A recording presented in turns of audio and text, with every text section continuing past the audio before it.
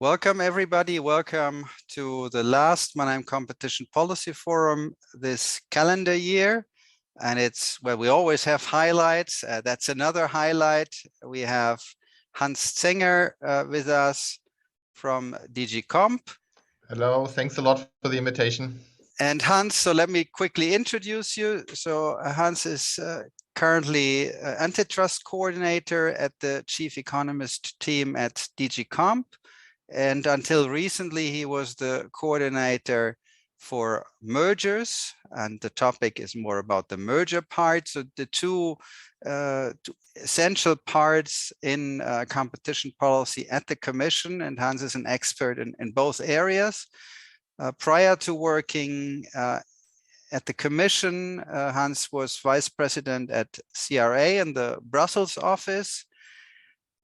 In terms of his academic credentials, Hans did his PhD in Munich and did the MSc, the master at Pompeu Fabra in Barcelona.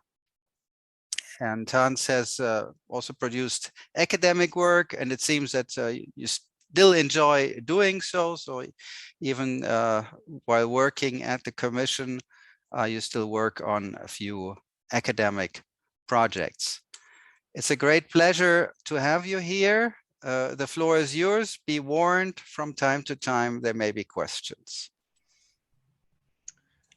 Many thanks, Martin. So I'm really happy to be here and feel honored to be one person in this great list of speakers that you've been having so far. Please feel free at any point to interrupt. I think a lot of the fun in this is in the discussion, perhaps more than in the presentation. So don't hesitate to ask questions in between, and I can skip over other stuff then a bit more quickly, depending on what your particular interests are. I should start with a disclaimer.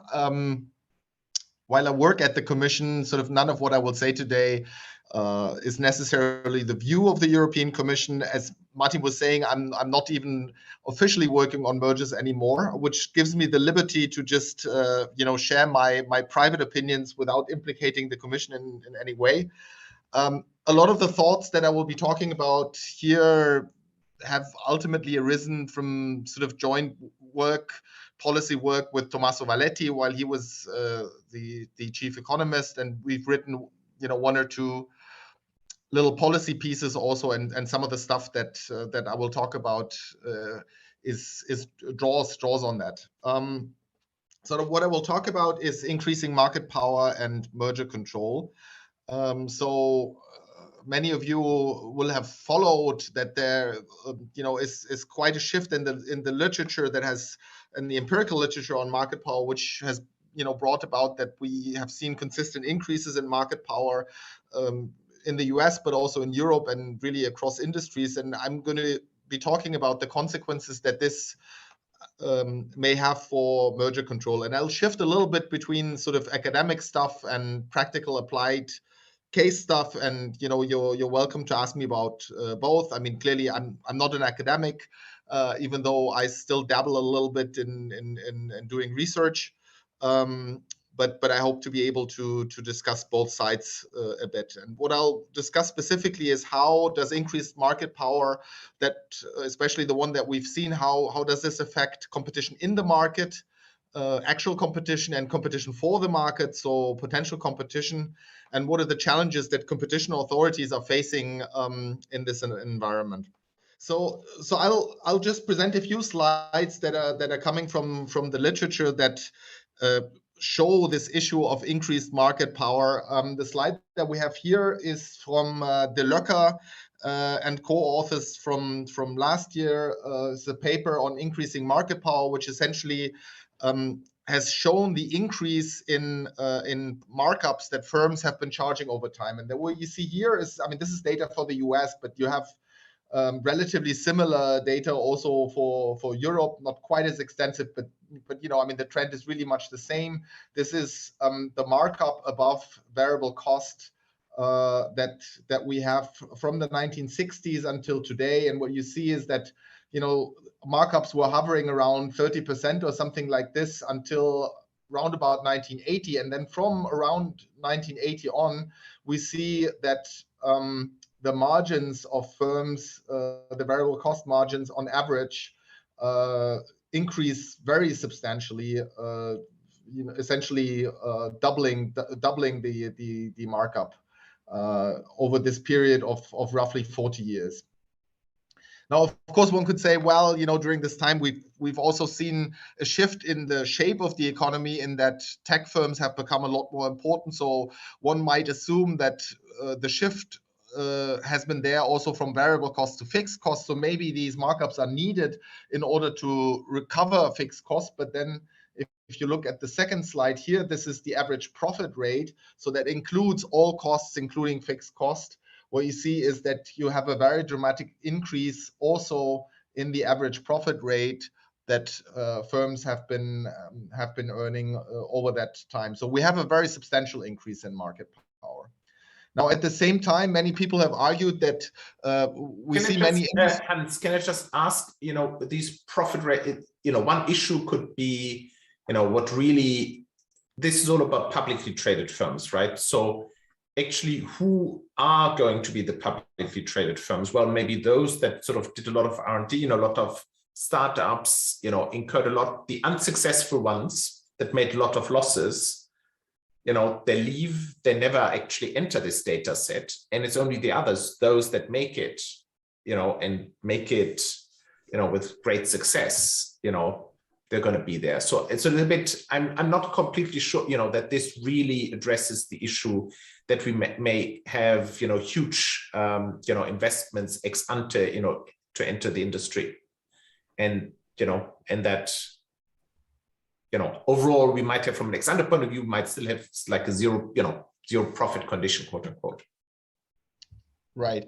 I mean, the questions you raise are, of course, very relevant, and there's obviously a huge debate, going on the significance of all this. Now, I think De Löcker and Eckhout in this paper, they have also checked this not only with the traded firms, but also with census data using privately held firms, and they argue it's it's a consistent increase also for non-listed firms, but obviously, this data is never perfect, right? So clearly, the questions you raise are valid, and I don't have a full answer to it, other than saying that it kind of matches, I would say, at least with the practical experience that we are seeing in the mergers that are being notified to us, where you see that the same type of firm that we were also meeting maybe 10 years ago or so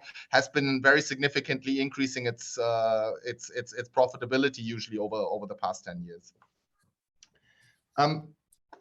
I will come to a next step, which is concentration. And here, this is not from an academic paper, and it's also not a scientifically very sound way of looking at this. And I will discuss this a little bit further. And there is a lot of dispute about this question of whether concentration has gone up. This is essentially a statistic that looks at particular industries, so particular sectors. So these are not antitrust markets, but they're sectors, and looks at concentration levels in these very widely defined sectors, showing that on average concentration has gone up quite a bit. Now, there's a lot of dispute, I think, in particular about this question of whether concentration has gone up. I think the data on higher margins is much less disputed, and is, I would say, sort of by and large agreed among empirical researchers that we have seen an appreciable increase in markups. But the data on concentration is disputed. And why is that? Well, the difficulty is that this is always measured at relatively aggregate levels. But of course, when we talk about competition, we talk about antitrust markets. And those antitrust markets, they can be relatively small and specific. And usually they are much, much, much, much smaller than these levels of aggregation that you see in these aggregate statistics. And so, I mean, I think one criticism of this data that has rightly been made is to say, look, during the last 40 years, we've had a lot of globalization. And so as a result, we've also seen a lot of entry and expansion of foreign firms, in particular national markets. So if we have some data for the US, where we find, let's say, that in manufacturing, there's a smaller number of firms active than used to be the case, well, this may just camouflage the fact that we see a lot more international competition and that we see a lot more powerful and beneficial firms competing for consumers. And there's probably something to this. So I would say that this question of increased concentration is far more open question, and I think is also at the level of academic research has not been really, has not been resolved yet, I would say. So for the empirical researchers among you, I think, it is a very interesting question whether concentration has gone up or no. Now, the increase in pricing power, however, that we've seen in the first two slides, I think that has led to an appreciable increase in the profit share of GDP. This is a paper by MaCCI, which is just published in the Journal of Finance, which shows that this profit share has been increasing quite a lot. And of course, the mirror image of this is that the labor share, the share of GDP that goes to the product labor, so to wages, has been consistently declining since a longer time, and there's lots of empirical research confirming this.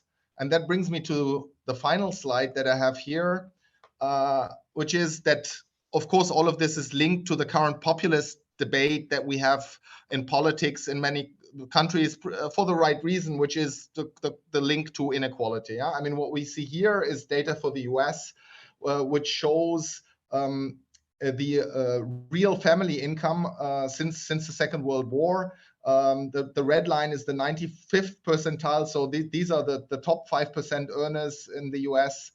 Then we have the median in yellow, and we have the bottom 20th percentile. So these are low income earners. And so what you see here is that essentially since the 1980s, there has been a decoupling from high earners and low earners. So you see that while for high earners, essentially, this post-war growth in wages has unabatedly continued, whereas essentially for most other people, in particular for the bottom 50%, if you want to call it this way, basically people have plateaued in their real incomes. And that, of course, is driving the current political debate and is kind of linking back this question of increased market power to the wider political debate that we're currently seeing. Okay, so I take it as a stylized fact here that market power has gone up in terms of the margins that firms can earn, even though as Volker points out, that we're certainly not at the end of this debate in terms of what is actually happening. But certainly the data that you've been seeing in the slide is also consistent with a number of other observations. I think a few papers have looked at business dynamism, and what we see is that entry dynamics have been decreasing. Investments are down over the last 40 years, and also some measures of R&D. And this has been starting this debate that many of you will be familiar with, that we have seen increased levels of market power with the usual implications that may bring about. Now, one interesting implication that the Löcker paper has is that there has been some inequality among firms also in this development, in the sense that we see a number of superstar firms across a wide variety of sectors which have been having a very substantial increase in market power, and who gain the lion's shares in margins that are being earned and profits that are being earned, to the detriment of the other firms. And so this has spawned a literature on superstar firms. And the big question, of course, is what is driving this? Yeah, has this been due to efficiencies? In particular, of course, there are good explanations that have nothing to do with anything anti-competitive in terms of tech firms simply being more reliant on scale economies and network effects and the like, and being very powerful because simply size is a benefit in those markets. But what we also see is that we have these superstar developments across a wide range of different sectors. So this is not only in tech, but we see it also across traditional manufacturing sectors, and certainly globalization will, have had a significant role in making the industry leaders, more important around the globe. Now, I don't want to get very much here into the question of whether past lax antitrust enforcement is the primary cause for this increase in market power. My personal opinion is that, at least in the US, there is probably good reason to expect that lax antitrust enforcement has played a role here. In particular, if we look at the situation that the US has essentially abandoned enforcing abusive dominance for the past 15 years. And also in terms of merger control, and I will come back to this later, I think the standard has been becoming weaker and weaker and weaker, and we'll discuss this in some more detail. At the European level, it's perhaps less clear that there has been a decline in enforcement. But certainly in certain areas, I think it's also fair to say that we have not been over-enforcing, in particular in the merger area. But we'll get into this in quite some detail. I think the important point that I want to make here about this data is also that, from an economic perspective, in many ways, it's not really that important what's the origin of higher market power, because if we're looking at mergers that are being notified today, market power is market power, right? So if we are at a significant level of market power, then we should arguably be concerned about mergers that further increase this market power without redeeming benefits, even if the cause of that market power is merely efficiency of the companies. Yeah. So in that sense, this very politicized debate about what's the origin, I think, distracts to some extent from what we need to do in merger control going forward. Now, I will talk about competition in the market and competition for the market separately, as I said in the introduction. And I'll start with competition in the market. So, as everybody knows here, higher margins, higher profit margins are a reflection of higher market power. So legally speaking, that dominance is defined as the ability of a company to act significantly independently of competitive constraints from other rivals and from purchasers. Now, of course, an economist will always immediately step in and will say no firm can act completely independently of constraint, because otherwise you would set an infinite price. So obviously, at the prices that firms charge, you will be at some sort of constraint. But I think the important point is that constraint kicking in early or kicking in late? And if you have the ability to charge a price substantially above cost, then that means that the constraint has been rather slack and only kicked in at a relatively late point in time. Now, some people have said, well, look, in this merger area, even if there's an increase in market power, one shouldn't be very concerned about it. And sort of one proponent has been Jorge Badilla from Compass Lexicon, who the economists among you will also know as a very distinguished researcher. So in a paper discussing these trends, he was essentially arguing that we have this empirical literature which is called the structure, conduct, performance literature, which is an old empirical literature which compared prices which compared sort of the impact that concentration has had on margins across very different industries. And what this old literature finds is that the relationship between concentration and profitability is relatively weak across industries. So Jorge was basically saying, look, this literature in aggregate shows relatively weak results on the relation between industry concentration and pricing, and so arguably one should not be too concerned about high margins in itself, and perhaps also not about high concentration in itself, but should look case by case. Now, I think one has to be very careful with these types of arguments, in particular because this early literature in empirical economics really compared different industries in a very aggregate way. And, it made the right point that, of course, the prices and the concentration level in these different industries is endogenous, which means that the specific conditions in these different industries will at the same time determine which price level firms can charge and how many firms can enter. So making comparison across those industries is likely going to compare apples with pears and not apples with apples. And that's why a much more recent economic literature has been spawned, the revolution in empirical I/O, which has looked not so much as these cross-sectoral comparisons of concentrations and margins across different sectors, but which has really focused at individual industries and said, look, what we really need to look at is we take one industry and there we look at an actual change in concentration that is caused by a merger and look at the effect that has in that particular industry. And that has many benefits compared to this aggregate approach, because then you can really single out the specific effects that mergers in those industries have had. And this literature has found, I would say, overwhelming support for the notion that mergers in concentrated markets can have very significant effects on pricing. So I'm quoting here now one famous study by Aschenfelter and colleagues, which is a meta study of sort of all of the sophisticated ex post analysis of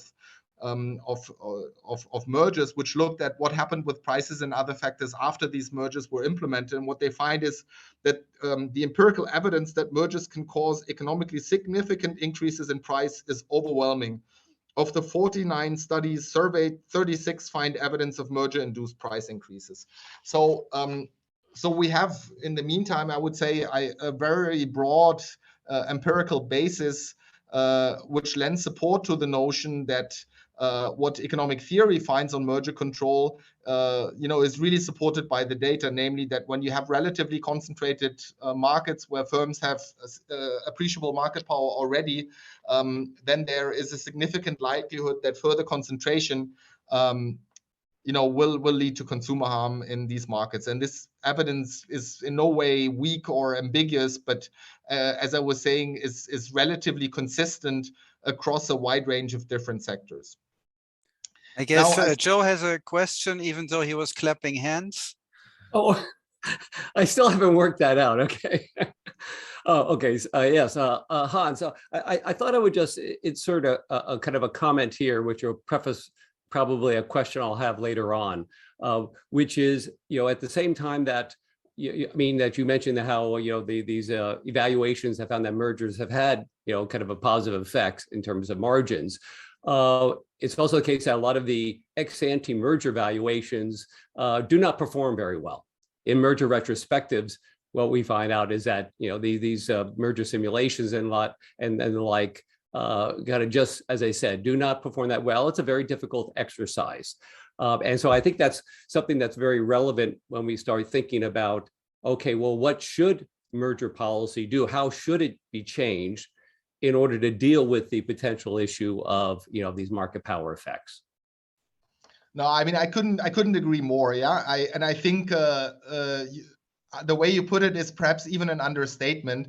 I mean, I think we have in the empirical literature a lot of sort of very sophisticated structural approaches, to check what is predicted ex ante on the basis of all the information that we have using some structural model, and then we have the ex post evidence. And I think it's to an economist, I think it's shocking about how limited the predictive power of our merger simulations is even in situations where, as many of these papers, they have wonderful data, right? I mean, they have a long time span where they can look at stuff. They had a lot of time to construct theoretical models that actually try to capture the realities of these specific industries, and then they put this together with the data and make a prediction.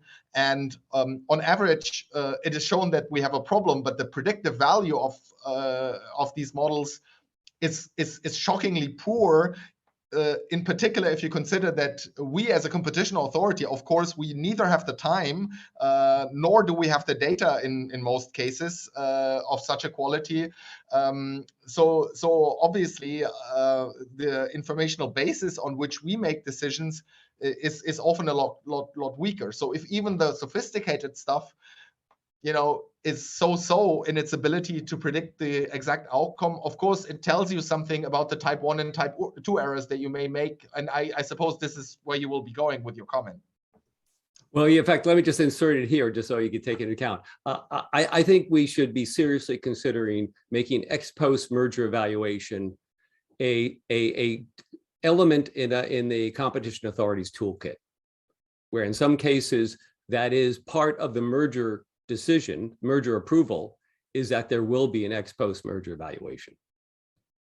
No, I couldn't agree more. And in fact, I mean, here at the chief economist team in Brussels, I mean, we've been pushing for this for a long time. Yeah, I mean, and not just out of intellectual curiosity. I mean, naturally, this falls into a field that we would find technically interesting, but really also for designing public policy. I mean, it will not surprise you that for people who are running an administration, of course, they're in many ways also quite afraid of such an exercise, because of course it risks exposing how often we also may be wrong. Yeah. Perhaps just one slight comment on this. I mean, when we talk about, the ex post sort of type 1 errors and type 2 errors we can make, of course, I think we also have to consider what is the potential harm in not allowing a merger, right?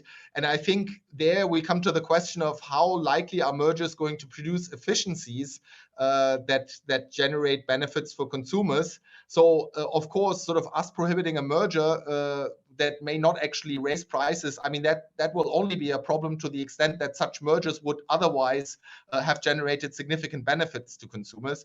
And I would say that there also the empirical evidence, I mean, it's not great, in particular, I would say, for the large mergers, because there's, of course, a lot of evidence of potential benefits that mergers can bring, but a lot of this goes to complementarities, I would say. In particular, if you have companies who are, let's say, active in different geographic market, they merge, and then, they can expand their sales to different regions, or they have technological complementarities, which allows them to make better products and that sort of thing. That's, of course, there's a lot of that. But I think in particular, these very, very large mergers with very high market shares that we see very often, it's just like for like merging. It's just somebody who wants to grow. And that's the main reason, and not the complementarity. So I think that's, I would say, the counterpiece that one also has to consider there. I will go on with theory. So,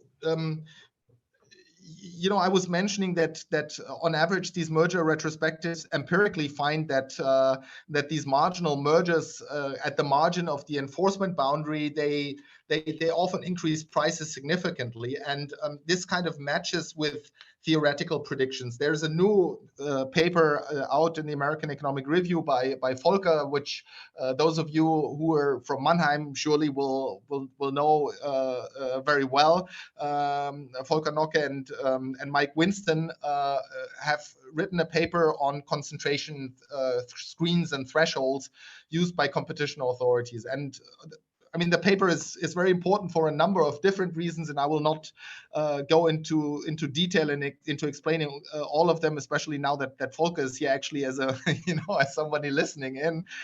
But I think the thing for our discussion that's quite relevant is that Nocke and Winston go into looking at what's actually the concentration thresholds that competition authorities usually use, and what are the predictions from economic theory in terms of the efficiencies that you would require to have such mergers be okay for consumers. And what they find is that the concentration thresholds used by the agencies, they are typically very, very lax, unless one is of the assumption that we usually find for mergers more than 5% variable cost efficiency gains or similar quality efficiencies. And of course, you know, everybody who knows this sort of finance literature a little bit knows that getting a 5% efficiency gain, even in terms of overall profitability, that's huge. That's huge. Most companies would be absolutely thrilled if they were to get efficiencies of that sort. In fact, what a lot of the real world mergers find is that even if you take into account the fixed cost savings that a merger may generate, you know, often there's not so much of an efficiency. And of course, these fixed cost savings would not be something that we would count as an efficiency in merger control, because it will not be passed on to consumers. There is a paper building on Nocke and Winston by Affelt and others. One of the co-authors is now in the chief economist team, and another co-author is Tommaso Duso, who many of you will know as somebody who has contributed a lot to empirical ex post analysis in merger controls. And what they do is that they undertake a similar exercise as Nocke and Winston, in that they look at the minimum efficiency gains necessary to justify mergers, but rather than looking at the thresholds that competition authorities use, they look at actual mergers. So they look at a data set of more than 1,000 different mergers, and you know, take count of market shares and other elements, and you know, try to get a broad sense of, you know, how large would the efficiencies have to be for those mergers to justify that they're being cleared. And they come out with a very similar conclusion, namely that that merger control seems to be relatively lax if you take these theoretical predictions seriously. Now, I will add to this from a theory side that when we see high margins and high profitability, this should not only in itself give us cause for concern if we are seeing a lot of increased market power, but also in any specific merger, if you have firms with higher margins, that will tend to raise the price effects of a merger. And the reason for this is relatively simple. What does a merger do? Well, a merger makes you think about the effect that your own pricing conduct has on your merger partner. So if before the merger you were competing, you were thinking, well, you know, I have to lower my price because otherwise demand may go to somebody else, including my merger partner. Then, of course, post-merger, you will think, well, if I lower my price and I win business from my rivals, part of that business will simply be cannibalization, right? If my merging partner is an important competitor of myself, then by lowering my price, I will just cannibalize some sales that my partner would have made anyway if I hadn't lowered the price. And sort of this, the value of that externality is simply the margin. Yeah. So for every sale that I cannibalize from my partner, the loss that I make is the margin. That's the opportunity cost. And so the higher the margins of firms going into a merger, everything else being equal, you know, the higher the likelihood that the merger will have significant price effects. So I think from this comes kind of a warning, I would say, that as far as actual competition is concerned, you know, it's not an environment where one would say we're having lax enforcement, in my opinion, and we will discuss at the end about what the actual implications of this are for real world merger control. I will now briefly come to competition for the market, so to potential competition. So I mentioned before that the empirical literature finds that there are these superstar firms in a wide variety of sectors, and of course, in particular in tech, where you have a number of markets which winner-take-all characteristics. And of course, in such characteristics, if such characteristics are important, then competition for the market becomes far more important than competition in the market. Now, as you know, in many tech markets, we have very large companies that also compete, but they often compete in adjacent markets rather than the same market. So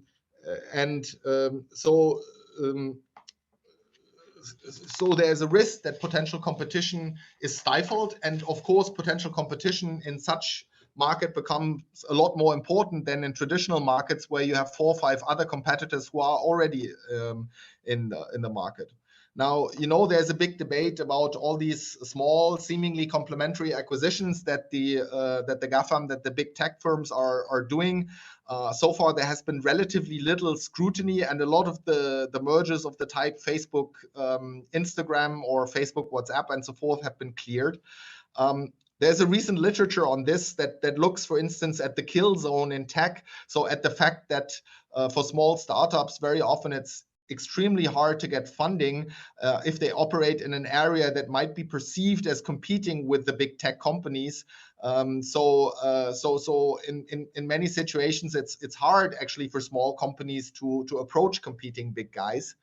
And many of you will know the killer acquisition paper in the pharmaceutical industry. So this is a very recent paper which empirically looks at takeovers in the pharmaceutical industry and looks at the degree to which such mergers have led to the shutdown and termination of competing drug development. So what they find is that 6% of the pharma mergers in their database, which is large, seems to be causally linked to termination of pipeline projects that were active at the target as a result of the merger.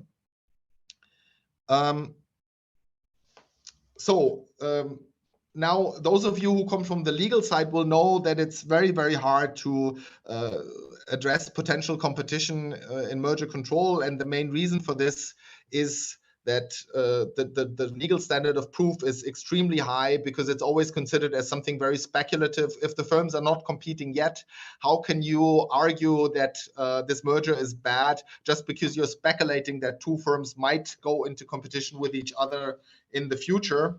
And one difficulty that we as a competition authority often face there is the standard of the balance of probabilities that is used. So I'm not sure how familiar you are with legal standards, but the balance of probabilities basically says, for DG competition to be able to prohibit a merger, we have to show that it's more likely than not that harm is created.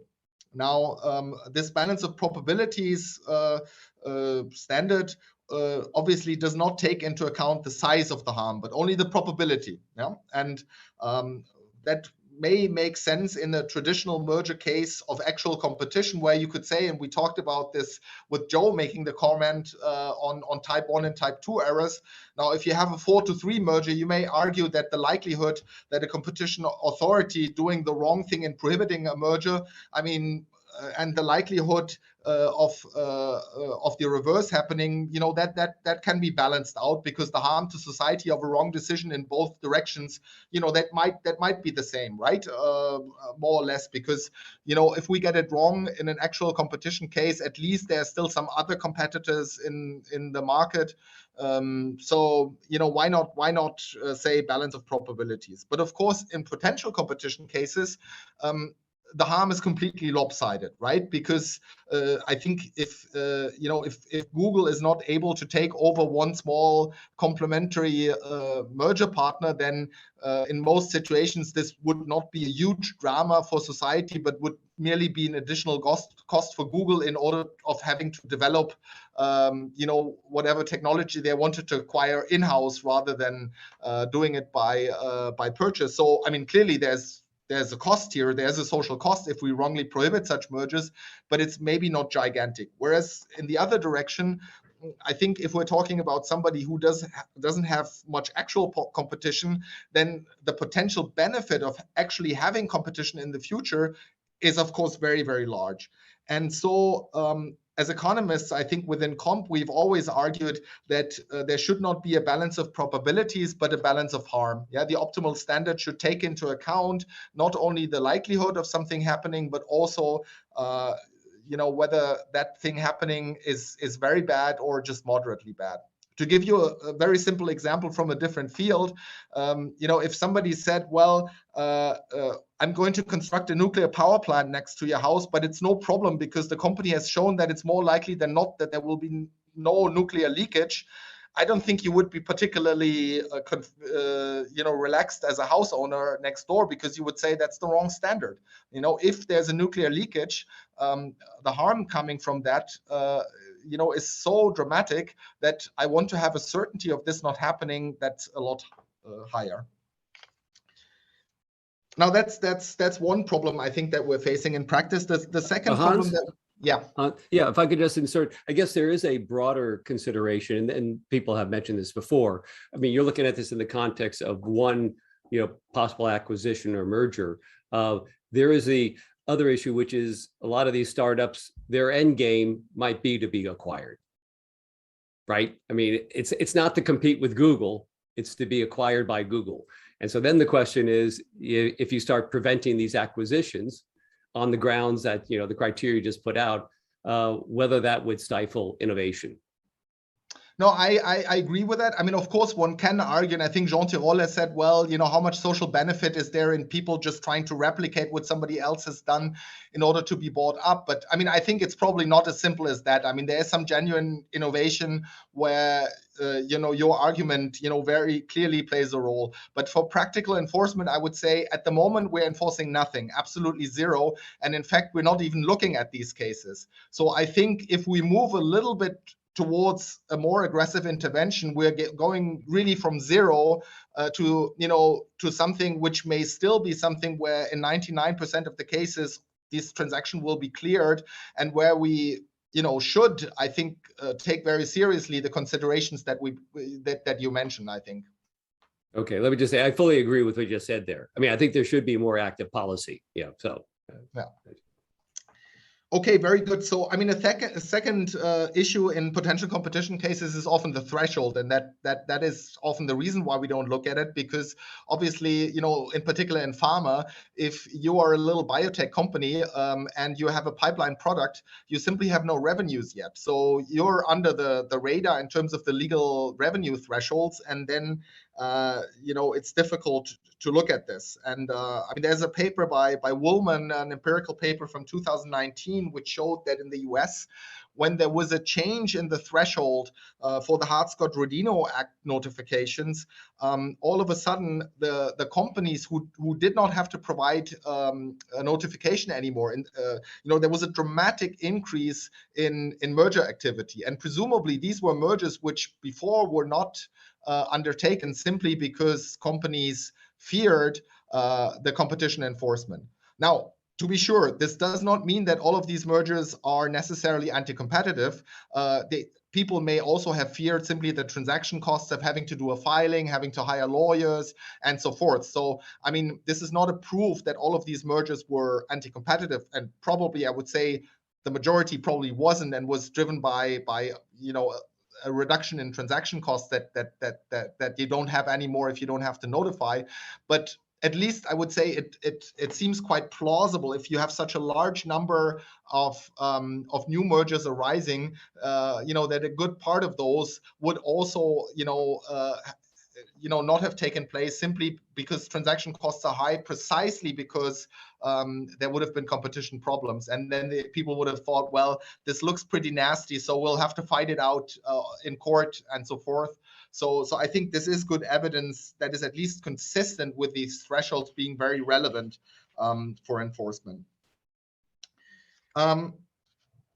Okay, so I mean, I should close this potential competition section with saying what we at the Commission are doing now in response to these issues. What we are doing is that we have started to set up, a more controlled assessment of potential killer acquisitions, because of course the type of analysis that is undertaken in these empirical papers exposed, you can also do ex ante, because pharmaceutical industry is very good in recording pipeline products and projects.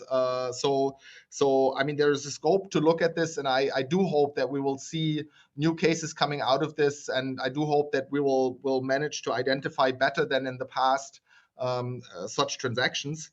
The second thing is that we have set up a system now which allows national competition authorities to refer small or no revenue transactions to us with a specific aim of being able to capture sort of below threshold acquisitions, which raise obvious concerns. I mean, one example from 2019, there was a merger in Germany between Delivery Hero and Takeaway.com. So this was a merger to monopoly in food delivery online. Yeah. So I mean, these were the only two guys operating in Germany. Now there's only one, and this merger, was carefully carved out to only affect the German part of their respective businesses. So they only merged the German operations because they were just below the notification threshold. And so everybody missed this. There was no possibilities for us to look at this. And oh, sorry, now the cleaner is coming in, trying to clean my office. So I hope that in the future this type of deal we'll be able to get. Now I will conclude, I think, with a quick sketch of where we are in terms of the law and the enforcement. I think.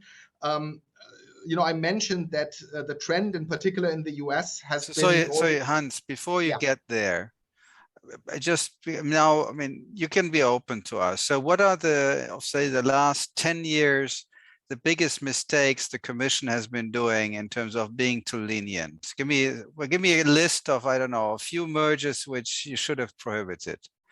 That I can't do. I can't give you the specific mergers, but I think we have generally been too lax in situations where the market shares were not necessarily so dramatic, but where there were good indications that it's an economic problem nonetheless. For instance, because the diversion ratios between the companies have been high, and then it has been legally hard to bring those cases because market shares were low. I think we've also been too lenient in these type of conglomerate mergers where the lawyers of both sides sit there and carve out particular market constellations and construct remedies packages, which then lead to a situation where in all high market share markets, the problem seems remedied. But at the end of the day, if you look at the global situation, you have less and less firms who are really active and large competitors. I'm thinking of beer, for example, or some of these basic industries, gases, like the companies like Praxair in the US and Linde. I think there's an empirical literature on beer also, which is very good. And all these mergers were cleared. It was very hard to address them through competition law. I would have stopped the number of them. Me personally. Hans, can I just ask a question? Yeah. On your example of the two delivery companies merging in Germany to a monopoly, in the US at least, that could be pursued, after the merger. Just because they're below the notification threshold, it could still be pursued that, it violates antitrust law because of it created monopoly. It is unfortunately the case that, it's not a fully settled question, I should say. But there is, I think it's called Continental Can, some case law in Europe, which says that since the merger regulation has been put in place, that is essentially how these questions should be addressed. There's a legal principle called nebis in idem, which means that you should never been sort of punished for the same thing twice. So there should not be two separate provisions under which you can be accused for the same thing. now the question is it the same thing when actually nobody has really looked at this? Yeah, and you can imagine what my personal opinion about this is. But legally, I mean, lawyers are extremely reluctant to bring such cases, and so far, I think nobody has tried. I mean, the Commission has never tried. In my view, sadly, I think it would be good to just try it once, and then if you lose it, then you know what the situation is. I would say, okay, this is one worth going into, even if you think 80% probability we lose. Oh, well, that's but on this specific case, Joe, I think actually, which Hans didn't mention, there has been, so it was a merger to monopoly, but there has been entry since. So in that sense, it's actually might not look that bad after all. Yeah, oh no, that's a fair point. That you need to find the post-merger effect to warrant the case, But it's interesting you say that, Hans, because I mean, there's even some cases that are occurring in the U.S. where the merger was approved, but they are actually pursuing kind of a case against the firms. It's very rare, but even their approval doesn't mean that you're entitled to, basically have a market power effect. And here we're talking about things that weren't even subject to the approval process. No, I mean, I very much agree with that. And, I mean, one thing you could think about is a vertical merger where you look at the risk of foreclosure, and in the merger control process, you say, we don't think we meet the standard of proof to discharge our burden of proof, and saying that this will likely lead to foreclosure. But then afterwards, if there's a refusal to supply, you can still run the refusal to supply case. Yeah. And I think in those cases we do. But I think our lawyers would be shy if we just come to them and say the only thing we have is that the merger went through, and then people did what you do after a merger, which is to raise price. So I think probably the lawyers would say we feel safer if there was some additional conduct, some cartelization or some foreclosure or something of that sort.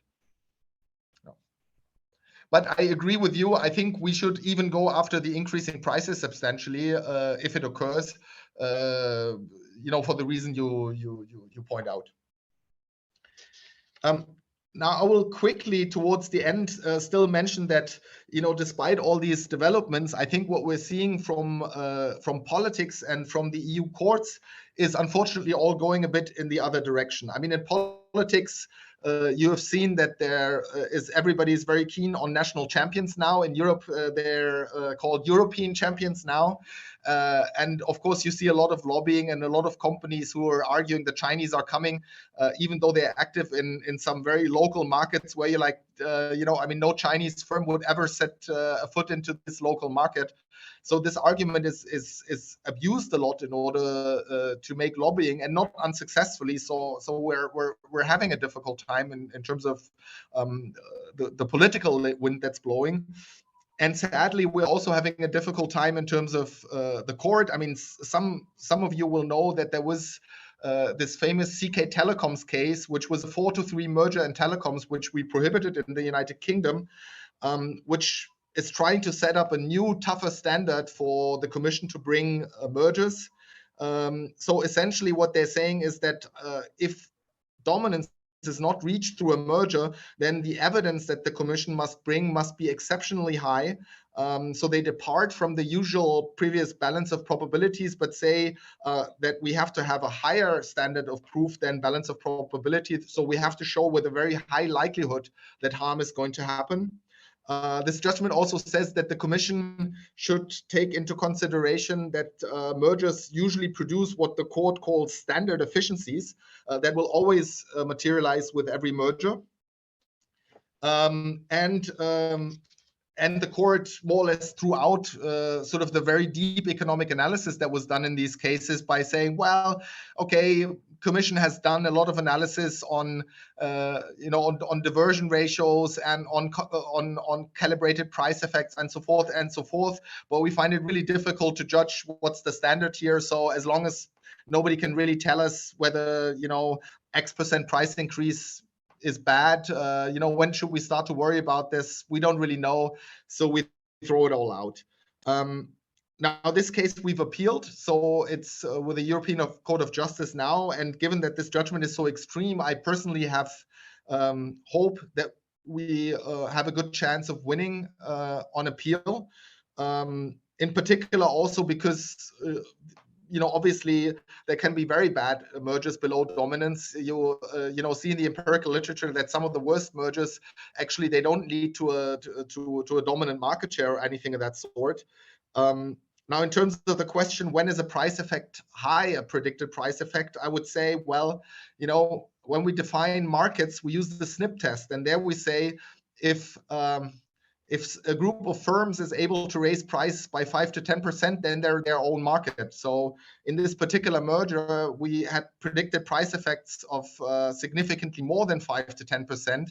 So technically speaking, this was a merger to monopoly. So I mean, to me, that's a benchmark. If 10% is not high, then I don't know what is, but other people may disagree. And finally, on the standard efficiencies, well, as I was mentioning, I don't think there's much empirical backing for the allegation that mergers bring standard efficiencies. So it's going to be interesting how this plays out. And I'll stop here to allow you still a few minutes of questions. Well, that's to make these questions, to encourage you to provide some personal views. What I suggest is at first we thank Hans, so they can then at some point just disappear during the questions. We thank you now and stop the recording, and then we can have some questions. So thanks a lot.